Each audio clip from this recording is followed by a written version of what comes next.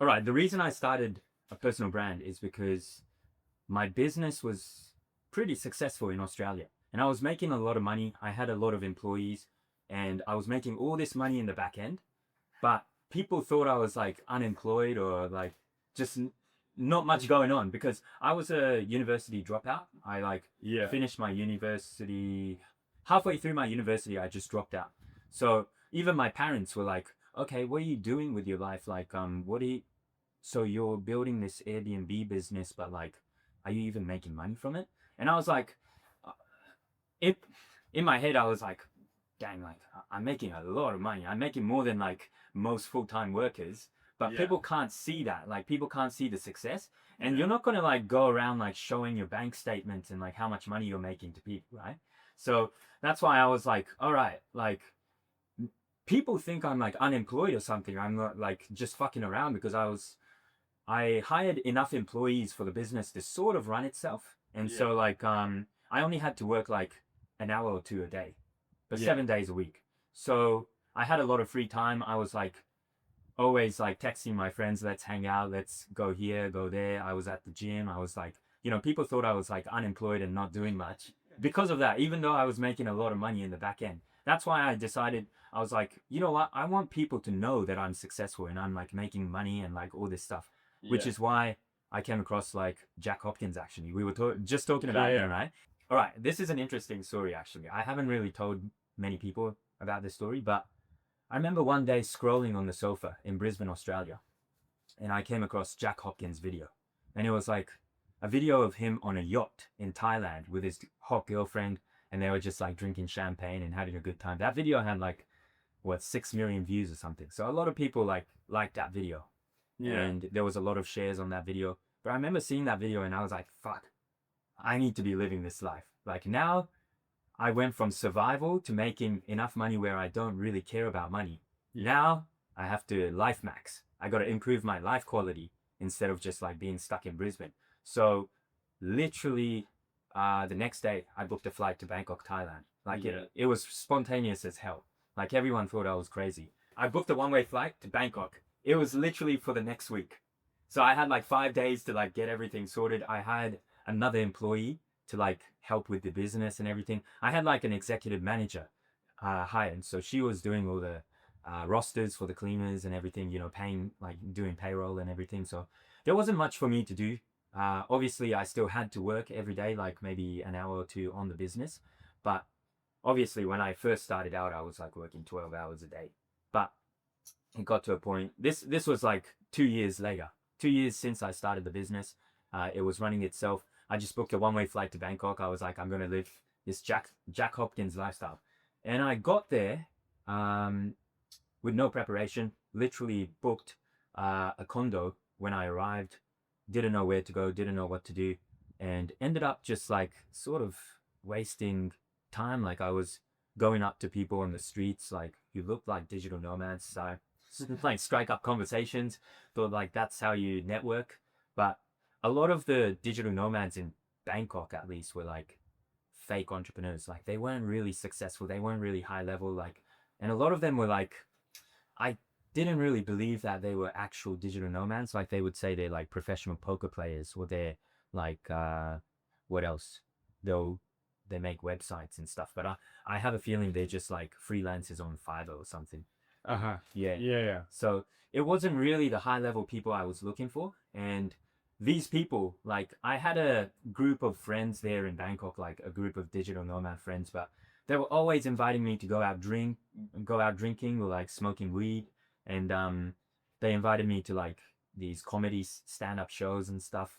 Like I was there, I was like looking around thinking, this ain't it, man. Like I want to drive Ferraris, I want to buy a private yacht, I want to like fly private jets with Jack Hopkins and like like throw cash around and buy a Rolex. And I don't want to be like sitting here like watching stand-up comedy with these guys getting like stoned. So I was like, nah, this ain't it. So I just literally the next day booked a flight back to Australia. And I was like, okay, this Bangkok trip failed. But yeah, like I was making content, I was posting every single day because I saw some advice on social media that if you post every single day in 30 days, like your account's going to blow up. All you got to be is consistent. So I tried that out, 60 days of posting consistently every single day, sometimes posting twice a day. Nothing happened. I was getting like 100 views on my videos when it was like sometimes 50 views. And I was like, no one's watching this stuff. Like no one cares. Like I was making sort of like entrepreneurship content and yeah, no one cared. So I was like, okay, I tried 60 days of posting consistently. Nothing's happening. I don't think posting consistently, posting every day is the solution. So let's just go back to Brisbane. Let's expand my business. I was like, I need a lot more. If I want to sit at the table with high level people, I need to bring something to the table. So I need to be like even more successful. I need to like build myself up a little bit more so I'm not hanging around with all these, I wouldn't call them losers, but like hanging around with all these people who are not as ambitious. Yeah. You know. So yeah, I just booked a flight back to Brisbane. I then got like 3 more properties for my Airbnb business, or 2 more. Yeah, 2 more. Um, and then that was like extra money. Hired some more staff and got some better systems in place for the business so that it runs itself. And yeah, I locked myself. Oh yeah. So after I did that, so I spent a month just every day locked in my bedroom, just like figuring out like the best systems for my business to run itself, on like the best employees to hire, etc. So I was working on my Airbnb business for maybe a month to 2 months, locked in a bedroom. Basically, what I'm trying to do right now is because I made the money when I was broke. I had some very, very broke days where I couldn't afford rent. I was sleeping in my car. I couldn't buy food. And at that point in my life, I feel like, okay, once I make this much money, I'm going to be happy. I'm going to be fulfilled. Life is going to be amazing. Great. It's going to be like, fireworks everywhere. That wasn't really the case, because once I got to that threshold of making my goal, in terms of like money, I was, I was feeling great for like a month. But then after a month, I kind of felt a little bit empty. And I think people need to be like always improving themselves, always need to be climbing a mountain. Like once you reach the pinnacle, Yeah. you stay there, like you're just gonna feel unfulfilled and like depressed pretty much. So even though my money problems were solved, I then went to the next thing, which is I want to life max. I want to become like, I sort of want to like show off my lifestyle a little bit. I want to like buy private jets, private yachts. I want to like live the best life possible, because we only have one life, And Yeah. I'm sort of a dreamer in that way, in that sense, because I I don't work hard. I don't push myself because I'm like scared or insecure, or like because like I have I have debt for my business, of course, but like that's not a driving factor. Like that doesn't push me to work harder. Like the reason I want to push harder is because I want to see how big I can get, what I can build, and just like how what I can achieve. I just want to see like how far I can go. Potential. Yeah. Every morning when I wake up, I'm like so excited to like just start the day and like get going. And like I never wake up. I know, like I heard like 90% of people wake up and some days they're just like feeling like shit, and they gotta sort of vibe themselves off. Like they gotta like meditate and all this stuff. Like I don't I don't do meditation. I do like manifestations and visualizations and stuff, but that's just to like give me more energy and more motivation to like tackle the day. But I always wake up. I hate sleeping. I can't sleep because I'm so excited at night, thinking about the things I can do the next day. And when I wake up in the morning, I'm so excited to tackle the day and just get going and like improve myself. Yeah. Do you think this is so? Yeah, you're a person who has like a lot of energy, and you're very social, and you definitely have an attitude of like go out there and do it, speak to people, things like that. Yeah. Do you think that this is just a part of who you are, or do you think that this is something that people can train to be more? Just more thrill seeking, more energetic. Yeah, that's a good question. I think it might be a bit of both, because when I think about my brothers, for example, they have a similar personality to me. They're very outgoing, they're very social, high in energy, and I don't know if that's something we were born with, but I think it might be from parenting as well. We had some good parents. My mom was very, very loving and very like giving us so much attention. She was always popping her face into the school and like, Yeah. Our dad was like very hardworking and like driven and always taught Yes, us I think discipline as this well. is part of what I'm interested in as Yeah. well, is like how people end up to be the way they are, and like there's always pros and cons to like however your personality is built. Because if you're extremely high energy and optimistic, this is going to be a 90% good thing, but it's also going to be a 10% like um sometimes people who are like introverted or less confident will need to be even more like strategic and like down to the numbers, or maybe they'll have additional pain that they can grind with and build their business. Different entrepreneurs can achieve like the same results, which is life maxing, making enough income to achieve their goals, which some of them it's like a simple life, some of it's traveling, some of it's more like materialistic and status, and one like reach the very top. But I'd love to kind of like get into some of your origin story. Sure. So both my parents were musicians, and I think my dad's band was playing at a venue one night in Tokyo. This was in Tokyo, and this was a venue where my mum's band would always play. But they had a break that day or that week. I don't know if they played every night or maybe it was like every weekend. But that weekend, this other band from Australia was going to play at the venue, so my mum's band had a break. But my mum decided to just go watch this guest band play. So she went to the venue, she watched the band, and that's where my dad's band was playing. And from what I've heard, after the gig, my dad went up to my mum and was like asking her for her contact details. And he was like, "What are you doing right now? Like, let's go to McDonald's." I don't know why he chose McDonald's. Went to the classy first date. Yeah. And apparently, like, because there was a bit of a language barrier there, my mum thought my dad was asking for directions. So she goes, "All right, McDonald's, you just go straight and then turn left here." Yeah. And And he does was your like, "No." mum only speak Japanese? Yeah. Yeah. But she learned English Afterwards, after Yeah. leaving, Yeah, I mean, because English is a pretty easy language, like compared to like a lot of other languages. I think so, and because it's one of the reasons that makes a language easier to learn is when there's like a big motivator to learn it. Yeah. Because English is like an international language that connects like films, books, business, like you see it everywhere, like on science, commercial. Yeah. It's like the language in which you would use in another like European country to be able to communicate with like a Swedish person. Yeah.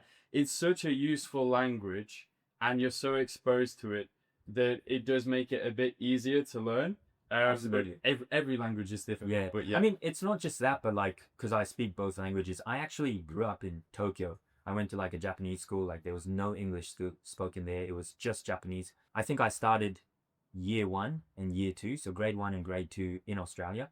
Yeah. But then after that, I just went to Japan and went to a Japanese school. Yeah. And you were raised bilingual though as well, like. I was raised bilingual, mostly Japanese though. But yeah, English compared to Japanese is a much easier language to learn. Like, absolutely. But to draw it back, so you were predominantly raised in Japan, but also with an Australian father. Yeah. That's right. How do you think like these two different cultures have influenced a bit of? Okay, that's a good question, because when I started grade 1 and grade 2 in Australia, right? And at that time, if you wanted to hang out with someone, your parents had to like talk to each other and put it in the calendar. And then you'll meet like maybe next week, like sometime next week, and your mum had to like drive you to school, or mum had to drive you there, and they would like watch you hang out. But in Japan, it was like completely different. Like as soon as I got there, like kids, these are like grade 3, so like what's that, like 7-year-olds, 8-year-old kids would get money from their parents and just like take the train and then hang out wherever they wanted. Yeah. Because it's so safe. Also because the transport's really everything is really, you're right. It's safe. It's easy to meet around, especially if you're in Tokyo or. Yeah, I was in Tokyo. Yeah. Yeah. And also there's so much to do. Like so many like restaurants, arcades, like cafes, like baseball. Spots. And that's exactly what was like after school. Kids would come up to me and be like, "Yo, let's go to the zoo today," or "Let's go to the batting cage or the arcade. Let's go here, there." And that Yeah. was so like You went to a different. zoo or Ueno Zoo, yeah. Oh, so Yeah. you know, okay. I've been as well. Yeah. So we went to Ueno Zoo because like kids at that age can enter for free. So you Yeah. just had to buy the train tickets and that was it. Yeah. And yeah, like for me that was like quite surprising. And then the kids in Japan, even at that age, were like journaling and like doing some like meditation and stuff. So like I see Japanese people are like very they're nerds. Yeah. Basically, like they have a goal. They had daily planners and stuff at such a young age. In Australia, no one had like planners and stuff. So that was very foreign to me, and that was very like. But I think I got the best of both worlds because I got that. I think Japanese people think too much. Yeah. Sometimes overthinking kind of pulls you back and holds you back. Yeah, in a like business. so Australian and Japanese culture are very different because Japan probably very disciplined, Mhm. like introverted. Mhm. Obviously, probably because of their education system as well. There's Yeah. a lot of pressure to Yeah. study. Yeah. However, there's probably also like less social, less Mhm. risk taking. Mhm. Being able to combine some of those things, it's probably part of what makes you who you are now. Yeah, absolutely. I mean, it depends on the person too, because there's a lot of very social risk takers Yeah, in of Japan as well. course. Yeah, and extremely successful entrepreneurs. Yeah. And but yeah, you're right. Like the culture teaches you to be like a planner. You got to plan. You got to make a plan A, plan B, plan C, plan D. Make sure your plan is like fail proof. Like you can't fail. The culture is you can't fail. You can't take risks. You got to make sure your plan is going to succeed at 100% accuracy, or else you don't take the leap. And I think maybe it did used to work back then, but I think now with AI and the way entrepreneurship is going, that doesn't work anymore. Which is why, like, I grew up in the best time in Tokyo because in the 1980s, Japan was the richest country in the world based on GDP. And like the top 12 of the top 15 companies in the world were Japanese companies. Now that's America, right? Now America has that boom and like they probably have the top 12 companies in the world. But yeah, back then, like it was a time when like Japan was really booming. Since then, like Japan's been on a decline, and like right now, because of that, maybe back then it worked where you don't take risks. Japanese companies never made mistakes, but now you can't. That doesn't work anymore. With AI, speed is way more important than risk tolerance. yeah, and content as well, like which is obviously a place you're pretty experienced in. Like you've grown an audience now to like 20K on Instagram. You've hit quite a few viral-ish reels as well, and they probably came from that idea of like I'm just gonna fucking film it. I'm just gonna post it. I'm just gonna go for it, and this probably more the Western part of your upbringing, which is like influenced that side of you. Yeah, 100%. I mean, because I think when I said when I said I got the best of both worlds, what I meant is I could compare the two cultures and just cherry pick the best parts from the Western culture, the best parts from the Japanese culture, and then put it together into just one person, and that turns you into a super person. Would you say as well, both of your parents like reflected the kind of like stereotypes of their country? I guess yeah, my mum does have some traditional Japanese values. Like when I go to her for advice, for example, I remember when I was like 10, I was playing soccer and I was pretty serious about it. I wanted to become like a professional soccer player, and I went to my mum for some advice, and I told her like, what can I do to like improve faster and quicker? Like, what should I do? And my mum said to me like, all right, the best thing you can do is find a rival. Like, go look at your teammates and choose someone who's just a little bit better than you, and then say, I'm gonna beat this guy. If he scores a goal on the weekend, I need to score 2 goals. Even at training, if he scores 2 goals, you need to score 3 goals. Like you gotta having a rival is gonna push you so much faster, then it's going to push you so much harder than if you don't have a rival. It's going to make you feel uncomfortable, but like feeling uncomfortable is fine. Like you need a rival, you need someone to push you forward, and that really accelerated my growth. In terms of soccer. Would you say both your parents imparted ambition on you? Oh, of course. My dad was like he would like when the TV commercials came on, he would tell us to do 10 push-ups. For example, even when we were on holidays, like he would be like, all right, swim 2 lengths of the pool. And then you can like go into the jacuzzi, but you got to swim in the pool first. So even that is like very early on, it's teaching you some delayed gratification and the cost that it takes to be successful in anything is it's hard work. Yeah, 100%. Because my dad was more like, all right, let's say I wanted to buy something. Instead of buying that thing for me, he would say, okay, go practice the drums for like 30 minutes and then I'll give you $5. Go practice the piano and I'll give you $5.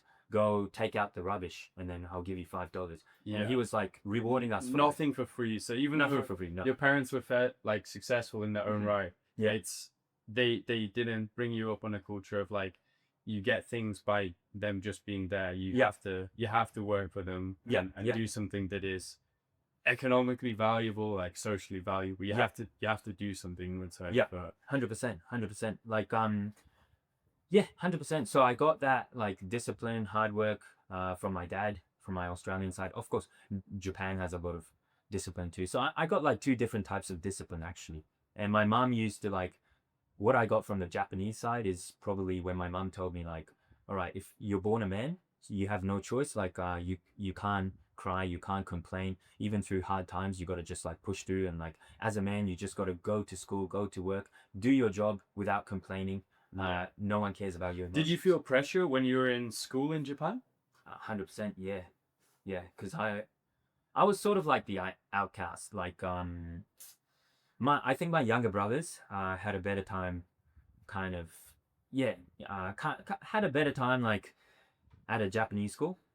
For me, I started first grade and second grade in Australia, so I was already like, I started year 3 as this guy who could barely speak Japanese. But then obviously I became like fluent and like it doesn't take too long, but it took me probably about a year. Again, this is like the thing about kind of like the gift and the curse of Yeah. who you are, what your background is. It's like it's a superpower if you use it right, but it's also gonna have its cons or like maybe make you feel less like socially included, etc. Because it's also part of your personality, like being confident, like very outgoing. Yeah. Probably also, I remember we did that little test before as well, that you're very like analytical. So you think about things, and if you have an opinion, you'll say it. So even if some people are gonna take it the wrong way, or it might hurt their feelings, etc., like you'll say it anyway. Which some people are gonna love you for that, and some people are gonna hate you, or not understand you. So it makes perfect sense. Like, 100%. And I guess, you're right. Like I never took that personality test, and when I was reading the results, I was like, that's me. Like I don't know if like I got another result, I'm still gonna believe that that's me. But it was written in a really good way where I really resonated with all the results. And I think because even at a young age, I had that analytical thinking of like, I want to tell the truth rather than like say what people want to hear. But I also developed the skill of telling the truth in a way that doesn't offend people or like doesn't hurt people's feelings. Which is the extroversion part. It's like the social part of you is balancing out the thinking, the analytical part. So like just quickly for context, like just did a quick MBTI. It's the 16 personalities test. You got ENTJ, which means that you're extroverted. It means that you're intuitive. So this is like big picture thinking. It means that you're thinking, so like very analytical. And then judging. So this also means that you do like structure, you like plans. It's like a practical approach to things, but also like you're quite decisive and assertive. And you like high scores on these things. So it's like, other than the judging, perceiving, I think they're close. Like most of them were pretty like volatile. Like you're at like the top of being like very extroverted, and this makes sense because as well, like when we're at the networking party, you probably hadn't met many of the guys there. You bring a camera in, it's like interviews with Bruno, just put people on the spot. Like you're gonna be your full self from minute 1. And some people are gonna really fuck with that, and then some people are gonna be a bit like, whoa, like, Jacky said, like, all right, like I have a story about that. When I just landed back in Bali just a week ago, I was with Sam. We went to a run club. So we landed in Bali really late at night. We got like 4 hours of sleep. We woke up at 5 a.m. the next day to go join a run club. And we had a drone with us. And like I was like, let's get some good content. Like let's fly this drone here.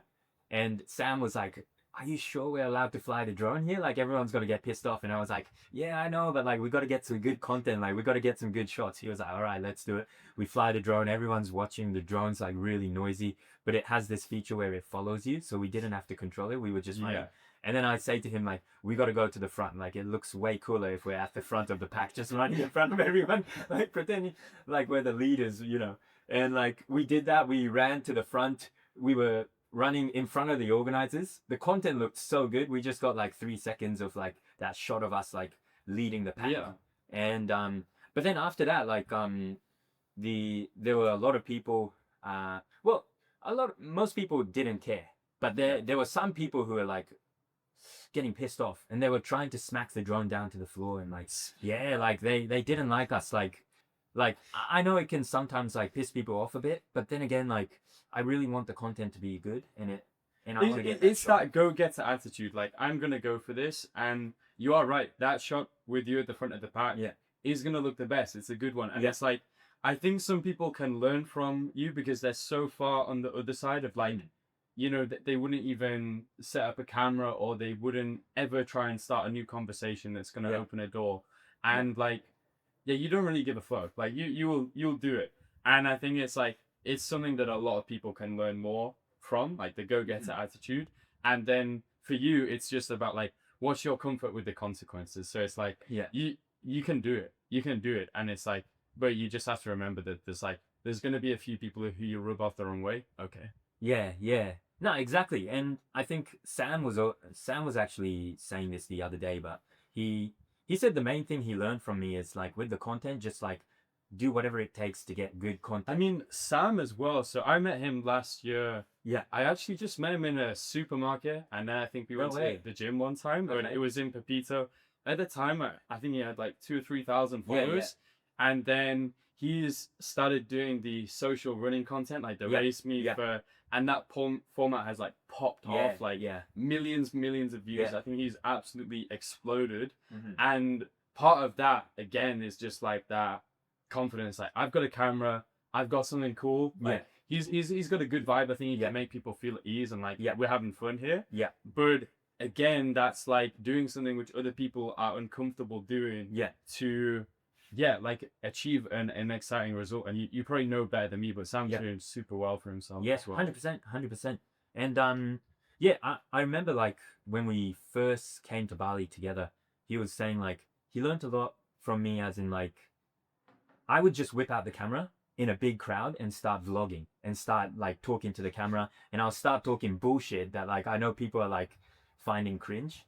But like I don't care. Like, well, the thing is, because in my mind I'm like, okay, I'm never gonna meet these people again, and I see myself up there with like Jack Hopkins or like these big creators. I'm like, I'm not gonna care about like what these people think about me. I'm never gonna see them again. If they judge me, like, who cares? They're not gonna come and punch me in the face. And at the end of the day as well, like, that is 0.1% of their day. It's just like, that guy's doing that, but that might be like 40% of your day. That might be like one of the most important things for you to do that day, is to film that awesome content, or like that controversial shot.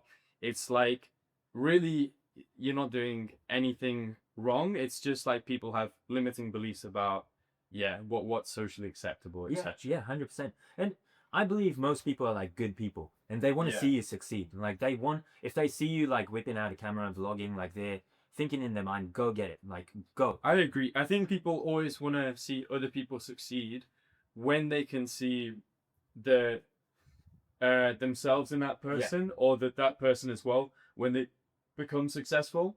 They're not gonna put people down, but they're also gonna bring people up with them on the journey. They're gonna like inspire people and tell them that it's also possible, rather than like gatekeeping their success as well. 100%. I'm again like optimistic as well, though. I think most people want to see people succeed. 100%, because I want to see people succeed. I want everyone to have like a good life, and I think like that's why when you watch a movie, you're always cheering for the main character. You want them to succeed in whatever they're pursuing. You want them to level up and see them improve their lives. I think only 1% of the population watch a movie and they want to see the main character suffer. Like, I don't think that's most people. I mean, people love the protagonists, the heroes. they love like to be able to cheer something on, see themselves in that person. Yeah. So yeah, it's like Yeah. becoming more confident. Yeah. And I think that mindset really helps with you, like, not feeling embarrassed to just whip out the camera and be yourself and film yourself, because if you believe that everyone wants you to succeed, you're going to do it. But if you believe that everyone's going to look down on you or say something bad that might hurt your feelings or come physically like abuse you, like punch you in the face or something, then like you're going to feel a little bit uncomfortable doing that. But yeah, with that positive mindset, like, The other thing is like, we can change parts of Yeah. ourselves, but we probably can't change who we are. Like Mhm. myself, I've done even just that personality test, like Yeah. multiple times over multiple years. I basically always get the same result. Really? Okay. And it's like, even though you can change things about yourself, like your environment, who you associate with, your habits, Yeah. they can massively affect the trajectory of your life. If it is yourself, Yeah. and like that's how you feel, then you can't box yourself, because it's always, you're always gonna have to spring out the box. So you have to accept who you are, and then be your full self. Okay. Yeah. Yeah. Okay. Because I thought like everyone's personalities sort of like change like depending on where you are at life, or like maybe like 2 years ago your personality would have been different to like your personality now. But I don't know if I think so. The core of who you are doesn't fundamentally change that much, but that makes sense. the way that it manifests itself can be massively different dependent on where you're at and your environment. Like some people will completely change when they're in Bali. That's probably not because they've changed, but it's because their environment's changed. Like possibly they were an introvert, no, sorry, maybe they were an extrovert, maybe they hated authority, but they were in a really boring, isolated job where they couldn't speak to people, and they felt a shadow of themselves. But then in the right environment, or meeting the right person, or just having some happy circumstances in their life, like the right relationships, maybe that brought out the true extroversion in them, or it showed the true them that feels right. Yeah. So yeah, I would probably state I'd probably state that I do think most people's core personality doesn't change that much, but that doesn't mean that people can't go down rapidly. You know what? Like, I actually do agree with that, because now that I think about it, my results came out as like a commander. And I think looking back at my life, I was always sort of like the leader of my brothers, because my brothers are younger, right? So I was always like put in charge of them to take care of them. And I always did a good job. Like if someone was giving them a hard time at Commanders, like your archetype, are like really strong leaders. Like and that means that you would thrive in like big stake deals, being a founder, a CEO, like enterprise.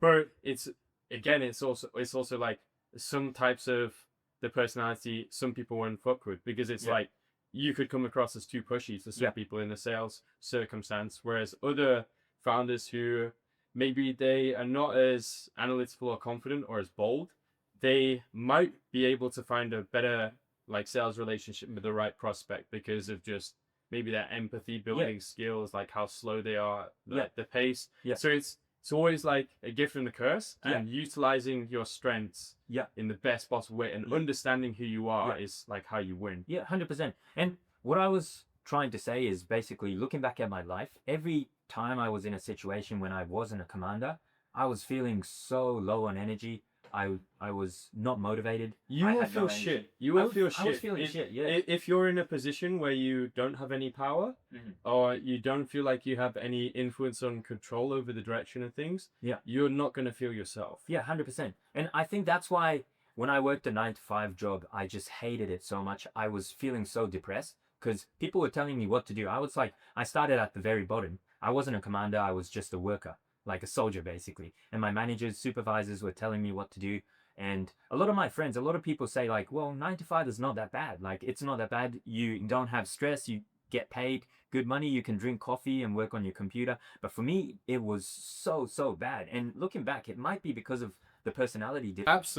Absolutely. Because maybe they're hardwired for wanting comfort, stability, whereas you're maybe more hardwired for conflict, ambition, and that means that some people maybe do feel comfortable in a 9 to 5 where they have like security, stable income, etc. But that's not you.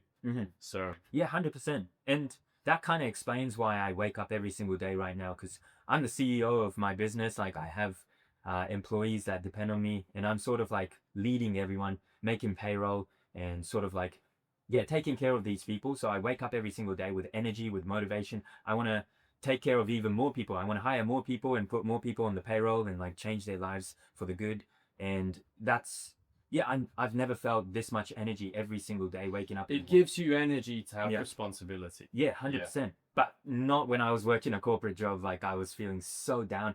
I was going in late to the office almost every single morning because I couldn't get out of bed. I was that depressed. And that's so telling, because it says like you're in a state of low energy. You're not a low energy person. That's environment. Yeah, 100%, 100%. So yeah, I think this personality test really does tell you a lot, and you can really kind of change your life and like put yourself in better situations, or like if you I don't think feel it motivated. doesn't always have to be tests, but any work you can do to understand yourself better is going to help you perform better, because you can understand where your needs, your desires come from, the strengths that you have, the weaknesses that you have that you maybe need to employ for or avoid. Like try and find a business model that fits with your strengths. Because maybe you don't want to be in a super like operational heavy role or something where you don't have decision making power. So I think anything to understand yourself can make you a better entrepreneur. Entrepreneurship is self-improvement, because self-improvement is solving like your own problems, and then entrepreneurship is transitioning that to solving other people's problems. So it's just a part of self-growth. Yeah, 100%. I agree with that. So let's actually just quickly go into like the Airbnb business. Okay. So how did you start this off? Yeah. And then how many properties did you manage to get under? And was this making enough passive income for you to move to Bangkok? Yeah. Move Bali, basically have leverage over your time? Yeah, 100%. All right. So I believe like every beginner should read the book Rich Dad Poor Dad, because if I read it now, I'm not going to get much from it, because it's a pretty basic book, but I believe it's a book every single person should read, because I was working a corporate job. I was in the 9 to 5. I was feeling so depressed. But then I read that book. I read Rich Dad Poor Dad, and I understood the basics of just like buying assets, getting rid of liabilities. And when I read that book, I was like, all right, I need to buy property. I need to buy property right now. So I started saying no to hanging out on the weekends. I said no to going on the pokies. So that's like gambling pokey machines. That's what a lot of my coworkers used to do after work on Fridays. Just like drink beer and sit on the pokies and waste away like a third of your paycheck. Yeah. But I started saying no to that. I moved into a place that's cheaper for rent, saved money on that. I started cooking at home. I started living a really frugal life and just saving every single dollar I could make. And I not only worked my 9 to 5 full-time job, I started handing out flyers in the city at 5 a.m. in the morning before my corporate job. And then after work, I would like do Uber Eats and deliver food. So I was like taking on a lot of work. I was on like 4 hours of sleep a night, which probably the reason you could do this is because now you had a vision that if you're able to reduce your expenses as much as possible and then start saving money that you can put into assets, you could see that connection to long-term prosperity. 100%. So this is the story. So you managed to save up some money, and then did you invest in your first property? Was it like a case of rent to rent, or did you buy the property? Yes, that's right. So so my goal was to like just buy a property, and I was working at my job. I was like researching properties at work in my free time, going on realestate.com, which is a website we use in Australia. And I was like talking to real estate agents, going on calls, texting them like in the toilet. And I really, really wanted to get out. Like I couldn't stand being like a corporate slave. So I saved all the money I could. I went into a bank, and I got a pre-approval for a loan. And then with that money, I was like, okay, so this is how much I can afford. I started talking to real estate agents. I started going to inspect houses, and everyone else that was inspecting houses were like in their 40s, 50s. They were like married with kids. How old were you? I was like maybe 21, 22. Like, Yeah. yeah. So I was like the youngest there, and the real estate agents didn't really take me seriously as well. Because there's a lot of people who just go to inspect properties when they can't afford it. Because anyone can contact a real estate agent and like do an inspection. Like, so people were not really taking me that seriously. I could tell because I was young. But yeah, most people in Australia take like 3 years to like find a property to buy. Like they start the search 3 years prior. I literally started the search and then bought a property within that month. So I didn't spend much time. And the real estate agent was like surprised too. He was like, "You're so young. Like, why are you going at it with such speed?" Yeah. Because you got to find your own lawyers. You got to find your own building and pest inspectors. I honestly think it depends on the person, because I think sometimes one of the best ways to learn is through like taking risks and then 100%. trial and error, learning from the experience, even if there's something that goes slightly wrong. You know, that's the new problem that you'll get to when you're there. It's like the case in business. Like when things go wrong, you can see it as something bad, or you can actually see it as a sign that you're on the right path. So any businessman will eventually get sued or get a lawsuit. There's going to be some things that go wrong, but you can actually see it as a sign of progress that you're big enough or you've taken enough risks to start having things that are new problems, because there's always going to be new problems. 100%. So you went in bold, you got the property in the first month. People were saying, you need lawyers, you need a bit more infrastructure in place, you need to take it slower. But how did it work out for you? All right, here's the thing. Like, I think speed is really important, because even if you don't get the property that you want, buying a property early and being in the property game long is always the best solution. And the reason I say this is because I remember there was this property that I really, really wanted, and it was my number one option. And I made a bid. Like, because real estate agents are like, they're not working for you, they're working for the seller. So they're always trying to rip you off, right? So I made a bid for like, I think 350,000 back then for this property. And the person that got the property made a bid for, I made a bid of 345 or something. And the person that got the property offered 350. And I was like, I wasn't sure whether to go 355 or 51. I would have gotten the property if I went 351, but I was like, no one's going to bid that high. Maybe let's go lower. And I lost the property. It was like, I felt so bad and so shit. And all the other properties left were like not really something I wanted, but I was like, I set a goal for myself to buy a property that year, and it was like already November. So I was like, okay.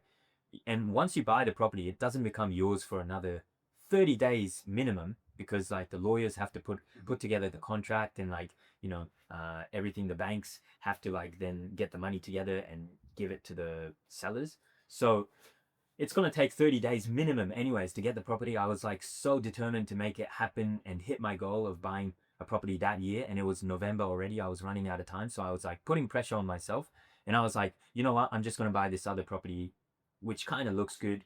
And looking back, like I would have been better off buying the other property if I did get it, or even if I waited and got another property. But the property I bought was still really, really good.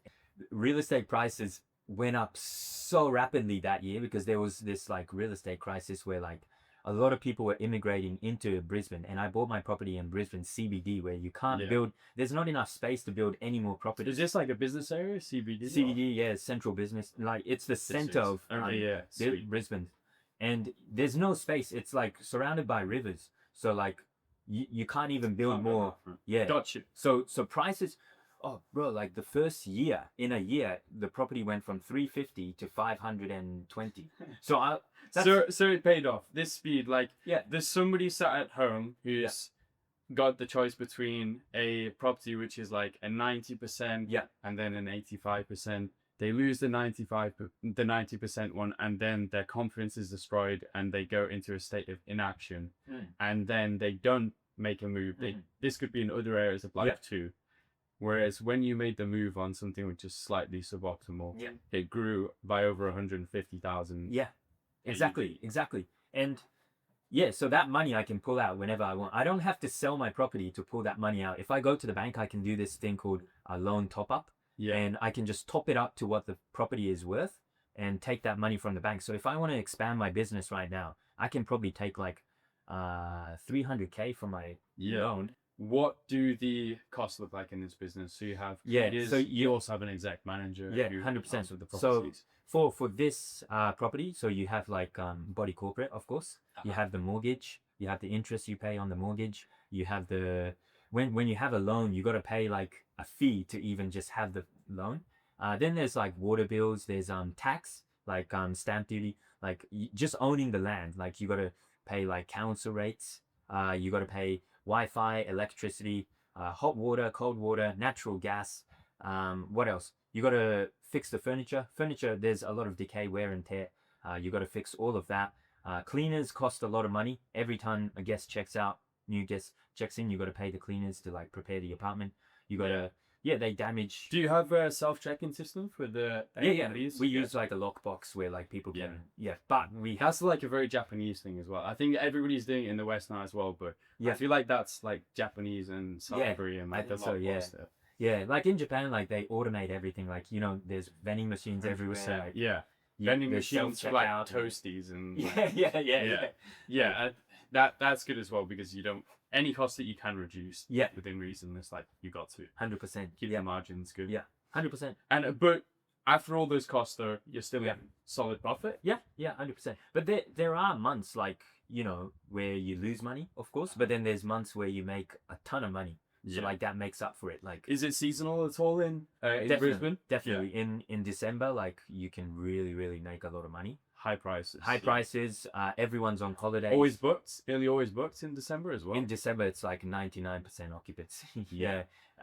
And you charge higher prices because everyone else is pumping their prices up. So you like ride the wave and like. And then you're just gonna have a few down months where it's gonna be harder to book. You have to accept lower prices and the margins are tighter. 100%. In loss. But then overall throughout the course of the year, you're generating passive income, and because you're confident about the overall numbers, it's a good model to be in. How confidently can you assert the Airbnb business like works? Like, okay, here's the thing.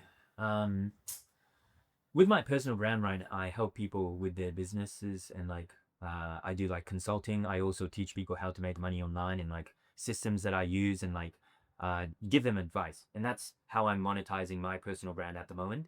I do have, I don't have too many like Airbnb clients because here's the thing. I'm not doing it for the money. I want to help people. I want to see people succeed if they're willing to like invest money and put in the time and effort, of course, because nothing's given to you. Everything in this world is like earned. So like, obviously if they're determined enough, I want to see them succeed. But at the same time, I know how stressful and how hard running an Airbnb business is. So if I don't feel like it's fit, I mean, there are a lot of business models which have way less startup costs and less risk. Like if you start an agency or you sell services online, then basically you don't have to worry about stamp duty and all of these insane costs. All you have to worry about is getting clients and fulfilling the service 100%. properly. So there are definitely some business models that are more beginner friendly. 100%. But in your experience though, you have had success with Airbnb, and have you managed to scale this out to more properties? Yeah, so I manage 6 properties right now. So I have a mix of, so I manage other people's properties as well because my Airbnb business started to take off. But like, mind you, the first, I would say 1.5 to 2 years of running the business, I was not profitable. I was like either breaking even or losing money. So it really took some time for me to. Is this on the rent side, but not counting obviously the massive increase in the value of the property? Oh yeah, 100%. So like in the short term, like monthly, so at that time, I wasn't trying to make money in the short term. I knew my property was increasing in value and I was paying off the loan, so I was just doing it for that purpose. And I was just barely breaking even. I was probably breaking even and maybe making like $200 a month, but that's nothing.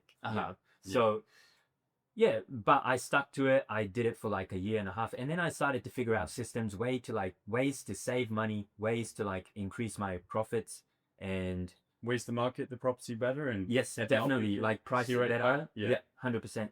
And I got systems in place, and with Airbnb, like you can really, really control how much money you make. So I started to learn all the best ways to make money. And then once I started making a lot of money with that one property, that's when I started expanding and started like managing other properties and went to 6 properties.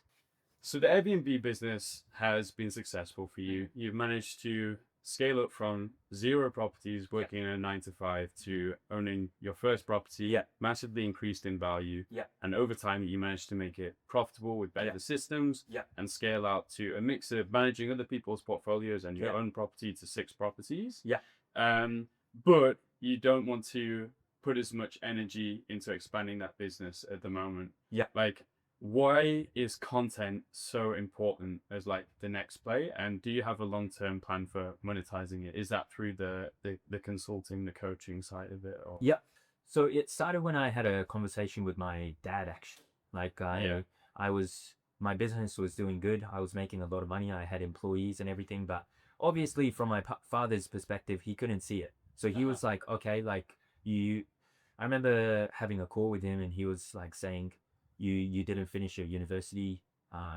You quit your job. You're like running your Airbnb business right now, but like, what are you trying to do with your life? Like, where are you trying to go? Like, what you got to push harder, kind of thing. And that's when I realized, I was like, okay, I don't want to be the guy to say, no, dad, I made this much money this month. Like, I was like, okay, if I have to explain myself like that, I'm probably doing something wrong. Like, I'm not showing people enough that I was like, okay, so is that how people see me? They see me as a university dropout that's just like living life and just has a lot of spare time to his hands.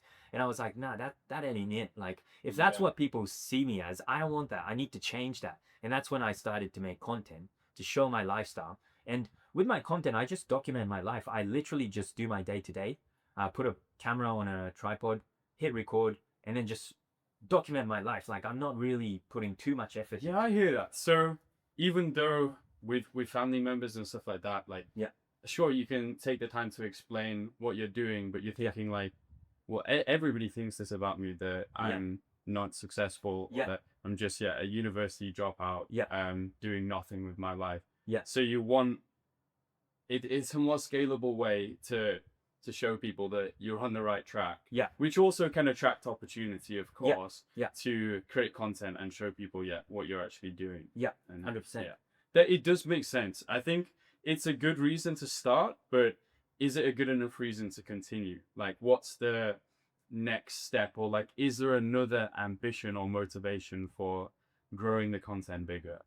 100%. I mean, so obviously I want to grow my personal brand as big as possible. And I think this is another personality trait of myself that I've noticed, which is I want to be loved by as many people as possible. That's why I like social gatherings. I love living with my bros and my friends in a villa together. I want to be loved not just by my family, but also just like random people. That's an important thing to accept, like, about yourself, that if you do want that is part of the motivation.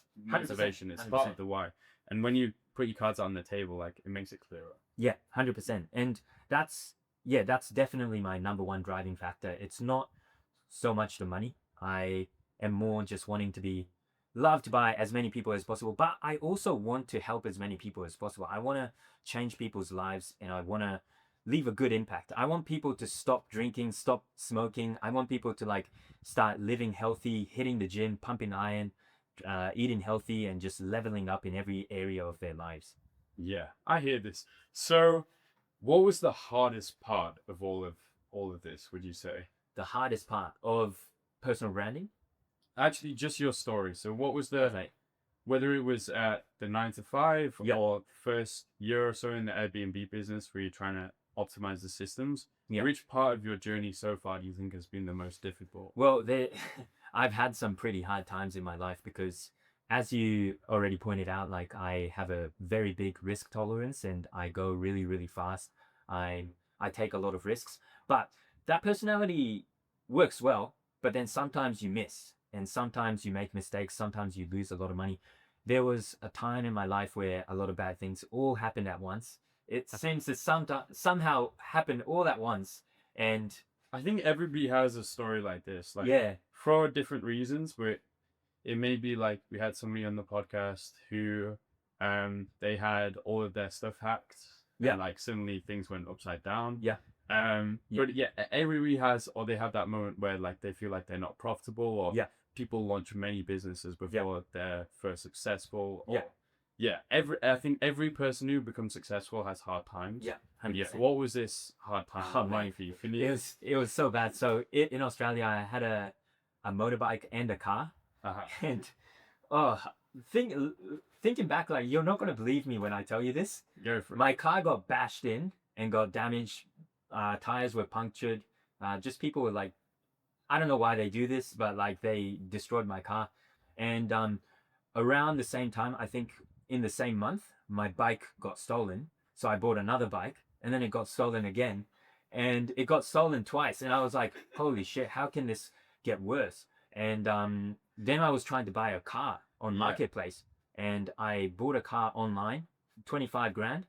Turned out to be a scam. They just took my money and disappeared. And I was like, holy shit, like I just lost. Now I can't buy a car. And So you basically lost 2 cars and 2 bikes in basically, in like yeah, a couple of months. in a couple of months. And Wow. not just that, but like only a couple months prior to that, I was into, do you know Betfair? Yeah. Yeah, there's this betting website where you can like trade bets. So you decide your own odds, and then you put it up to the marketplace. People can accept, and then you're in a bet with like strangers, basically. And I got so addicted to this Betfair thing, and I thought I was good at it because looking back, I was just lucky. But I turned like $2,000 into like 15 grand. And I was like, damn, I'm really good at this. I'm probably skilled at this. So then my risk tolerance went up, and I started taking more risks, being more bold. The confidence went to the point of overconfidence. Overconfidence, 100%. And then like I lost like 27K on one game. And Shit. I was like, shit, that's a lot of money. And part of that money was like the money I made on Betfair, but like a big chunk of that was my own money. And also my lifestyle inflated a little bit when I had 27K on the betting website, because I started spending more money. I bought an iPad that I didn't need. I bought like all these like computer equipment. Yeah. So that hurt a lot as well. So I had all these bad things happen at once. And then my Airbnb business, one of my guests damaged my bed. One of the beds at one of my properties. Beds are expensive. Beds are expensive, and they take time to fix. So I had to cancel future reservations until like the bed's fixed, because I can't rent out an Airbnb with a broken bed.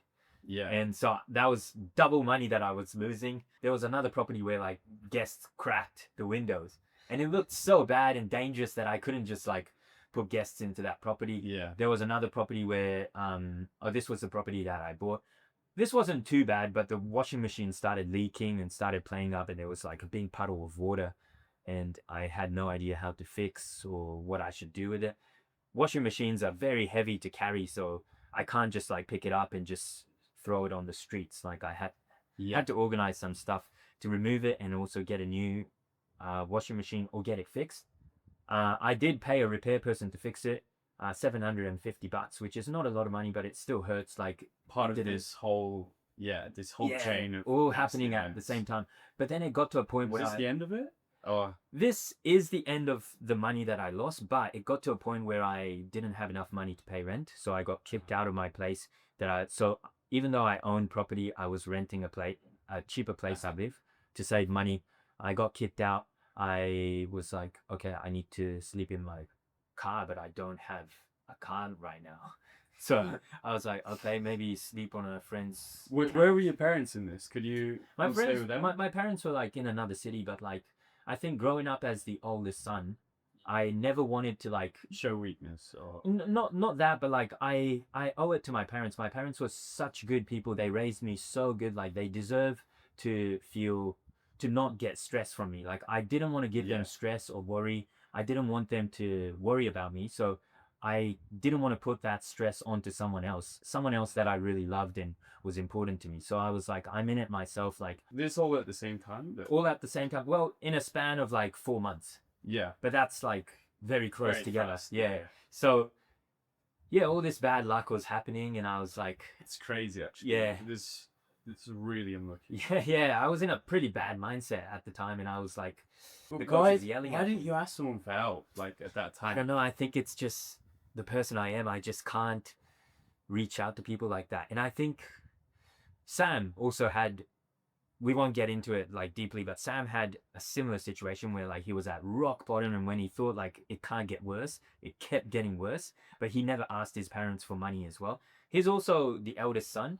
And I don't know if that's a personality trait of the eldest son or it could be something else, but Yeah. I just couldn't. Like that was, for me, it was like, I would have rather ended my life than to like ask for help. Yeah. I Yeah. think that's wrong.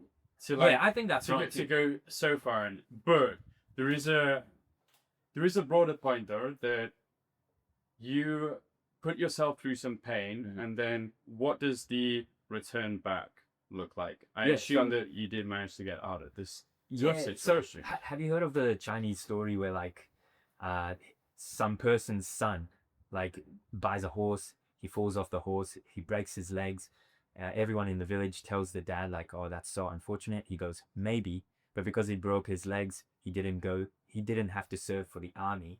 And then everyone was saying, that's such good luck. He was like, maybe. And then like all these like, you know, like sometimes a bad thing that happens in your life is a blessing in disguise.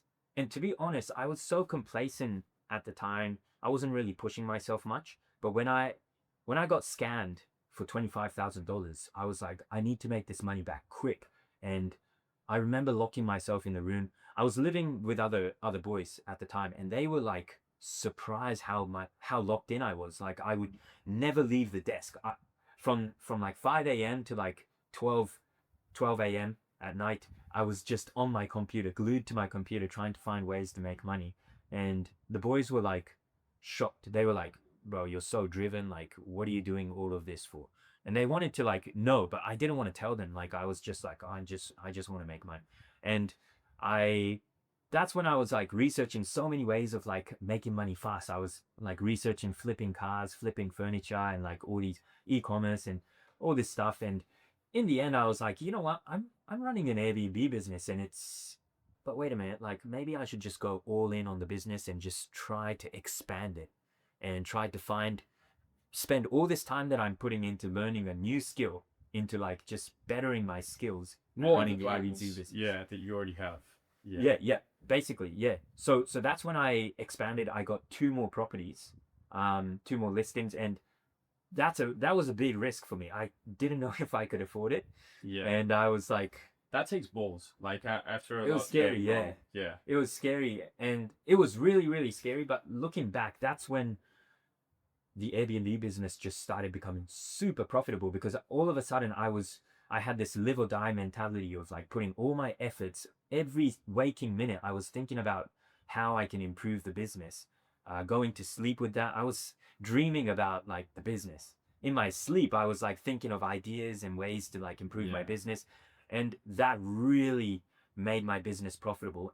So without all of that bad luck, I don't think I would be here right now. I would still probably be in Brisbane. I don't know what I would be Yeah. doing, but like I wouldn't have had that drive and motivation to push through that hard times. And the thing is, like with entrepreneurship, that first initial part of becoming successful is the hardest part. Once you somehow push through, it becomes a lot easier afterwards. Yeah. So I'm so glad. In a way, it was a blessing in disguise. Yeah. These tough things happening force you to lock in. Yeah. Optimize the Airbnb business, 100%. make it profitable, 100%. and then Yeah, that's led to where you're at now. yeah, Yeah. 100%. Dude, it's tough though, because from like a listener's perspective, you want to Yeah. think like, how can someone emulate the drive? Yeah. So they can they can take risks, like Yeah. smart risks. Yeah. Things that are going to bring them profit in their Yeah. life. They're going to be able to build a business. Yeah. Be successful. Yeah. Do you think there is a way to cultivate this drive that doesn't have to come from, really hard things happening to you? Yeah. Okay. without hard things happening, I think you can put that drive and stress onto yourself on purpose. I think every single business out there should have a little bit of debt, because without debt, sometimes you're going to feel complacent and you're not going to push hard when you can push. But when you have that debt, when you have that deadline of, all right, I need to pay back this money, every week you're going to take decisions that you probably wouldn't have said yes to. You're going to say yes to new projects. You're going to work insanely hard and push yourself even further. And then in the end, you're going to have all this money. You're going to pay back the loan, and your business is going to be so much bigger than it was before. So I think every business out there should have a little bit of debt. Okay. And I think that will work for some people as well. Like, you have to recognize, is this gonna motivate you to have the debt? For some people who wanna, it is gonna be a driving force to help motivate them. And it also, like, some people who wanna prove people wrong, this is gonna be something that motivates them. But maybe some people, it's a different approach. Like, they want to feel in a state of abundance and confidence. In order to take the right decisions. But definitely some kind of pain, some kind of debt is gonna motivate you. And if you already have that, use it. 100%. And another technique that I use sometimes is, let's say I want to go hard on content. I would just hire a full-time video editor for long-form content. And I would hire him. That gives me the pressure of, okay, I need to send this guy long-form footage every day or every other day, or else I'm not getting my money's worth, because I'm going to pay him a salary no matter what. Putting money on the line. Again, it's like a painful thing. You can make a bet with a friend. Prepay an editor or videographer to edit your videos. You're going to get those videos out. I think it is actually a very good point. But of course, you do have to be careful that you are able to stay in a zone of, like, operational flow, and that you don't get overwhelmed by the risk that you take on. That's 100% right. To add to what we were talking about just right then, I really do agree with you. Like, you got to be in a positive mindset. If you're, like, stressed every single day, you're not going to make the right decision. You got to be at a good vibrational frequency to attract the good things into your life. But there's a way you can put money on the line without feeling stressed. And this is a system that really works for me. And it is to delegate everything that you can. So basically, you take on more work, you hire all these editors. You're like, okay, I need to get this, I need to output. I hate doing long form videos. I hate doing long form educational YouTube videos, because you have to do a lot of research, and you got to, like, put a script together, and you got to be interesting. They say, like, with a YouTube video, unlike podcasts, if you're boring for like 3 or 4 seconds, people will click off.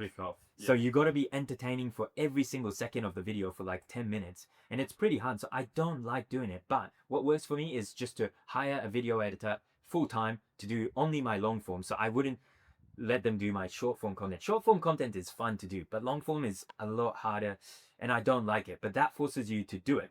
But then I hire a lot of people to do all the tedious tasks for me. This is like, we haven't really talked about systems as much, but, like, this is what we do as well. Is, like, so many founders are spending their time on, like, $10 an hour tasks and stuff that can be delegated to, like, a VA, cleaner, depending on the business model. There's somebody who has less skills and more time who is willing to do that work for a price that is 100%. Is advantageous to you. It's like, it's arbitrage. But 100%. I do really like the point that you made about, like, forcing yourself to do work by employing people. Like, I do think it's something that you always have to, like, keep a check over. Like, is this still going to be profitable? But I'm even thinking in like an agency business model, in my own business model, if we start spending more time, like, hiring salespeople, then they're gonna be motivated as hell to make sure that their pipeline is full and that the marketing machine is at a full speed. Right now we take most of the sales calls ourselves. But we do have a lady on hand who is on commission. But if we were to hire a sales rep with a full-time salary, it's just making me think it'd be something that I'd want to think through a bit more. But it's like, that encourages you to fill the funnel with calls. Some people might think that this is, like, reckless, and I think it's something that you have to, like, run the logic up a bit, but Yeah. it's smart at the same time. And if it resonates with you as something that is going to work for like the type of person you are, then create some kind of systems that are going to encourage you to do work which you don't want to do. Yeah, 100%, 100%. And I think, and also it depends on your personality, because for me, that kind of works because I need external motivation to push myself. But the reason I wake up every single day so stoked to like just tackle the day is because I only do the tasks I want to do. Like I work on stuff that are fun to me. Like I delegate everything else that I don't want to do. And sometimes it's not worth the money, but it gives me a happy life. I enjoy the process. So this is it. They're like, you do want to work in your zone of genius, the things that you're good at, the things you enjoy. Yeah. But then this, and delegate everything else. Yeah. There will be some tasks, like, so you're responsible for content in your business. Yeah. There will be some parts of content that you don't like that you have to do because you're the face of the brand, etc. Yeah. Like, this is when that's advantageous, when you know that you're going to have to do something that you don't like as much, that you can put a system in place for. But an overarching point is focus on the things you like. Yeah. Mostly. Yeah, 100%. And another reason why I believe hiring fast is a good idea, for me at least, is because business is like a competition. You're like trying to outcompete other businesses in your industry to like get all the money. I think the top 10% of businesses make a lot of money very easily, and the rest in the middle and at the bottom are having a hard time to make payroll. And I think that in mind, you're going up against teams. So if you want to outcompete other businesses, you got to have your own team of people working really long hours. You got to be good. You got to hire the right people who are really talented and skilled, and then you would run over all the competition in your industry. I think that's the thing though, as well, as like you have to hire with quality, because of course, people often talk about the amount of commitment and time drain that it takes to bring in someone, and then if they're unreliable, they do a poor job. This is going to pull your business back rather than 100%. push you forward. But when you do know that you have something that works, like you should hire. 100%. And I agree with you. Like some of the biggest headaches I've had in the past is hiring the wrong person. It can really, really mess you up and give you a lot of stress. Managing employees is the biggest headache of like running a business, in my opinion. But at the same time, I never regretted hiring too many people. Yeah, sometimes like there's been months where like my revenue's like crazy. Like I make like over 100K in a month, but then like my profits are not that good because I have so many people on payroll. And there's been months where all my employees in my business get paid, but I don't get paid because as a business owner, you get paid last. But that's fine with me because like I like growing a business. I like having a team and like telling them what to do and seeing progress happen really fast. Yeah, you like the speed that it gives you, the way that you can multiply your impact. 100%. It's just, you do have to keep an eye on firing people who aren't the right fit for them, training them better, or being able to empower every employee to actually be profitable. 100%, 100%. And here's a... Do you think you could benefit from, I don't know, like some person who has a different approach and personality style to you, who's maybe, so you're big picture focused, you're like idea driven, people driven, but you're less detail driven, like in terms of, there'd be some people who want to keep like an ear to the ground and like really understand exactly the KPIs, the ROI of every single employee. That really describes me. Do you think that maybe there's like maybe a business partner, a close friend, a consultant that could help you reach the next level by covering some of the weaknesses so that you can focus like even more on... I do have someone in place for that. I have like a general manager for my Airbnb business, for example, and literally I tell her, like, she hires new cleaners and like handyman and new employees without telling me. That's fine. Like I tell her to like, I don't want to know because I have so much on my mind. I have other businesses running at the same time that I want to put my mind and effort to. So I tell her, if these are the systems, try to make sure these people have these qualities. But if you think they're the right fit, I trust your instincts, just hire them. Don't even tell me. So there's cleaners at my business that I don't even know. I don't know I know their names, but I don't know what they look like. And I've never spoken to them. Well, Yeah. I've spoken to them on text, but never like a video call or nothing. So, final question. Yeah. What are you most excited for this year? What am I most excited for? Man, that's a big question. I'm excited for everything actually. Like I get really excited very quickly. Yeah. Like if I oh okay. So we Yeah, have awesome. big creators. Two of the boys have over 200K followers on Instagram. They're big. They're good friends of mine. We make some content together. The other guy has like 15K followers, but he's a big fitness content creator and a entrepreneur. He wakes up at 4 a.m. every morning. We're gonna like really lock in hard and just like go monk mode. Wake up at 5 a.m. Throw water on each other's faces. Do some ice bath. Pump some iron. Go to the gym and then like lock in. Do business. Content's gonna be crazy. I love it. I'm so excited. I can't sleep. There's a because of lot this that idea. you're all gonna learn from each other. So Yeah, this is so much. 100%. I think that's a good way to end the podcast. Yeah. Jacky, like this has been a super interesting conversation. Yeah. And yeah, I've really enjoyed having you on. So thanks Likewise. for everything. Thanks that you for having shared. me. So yeah.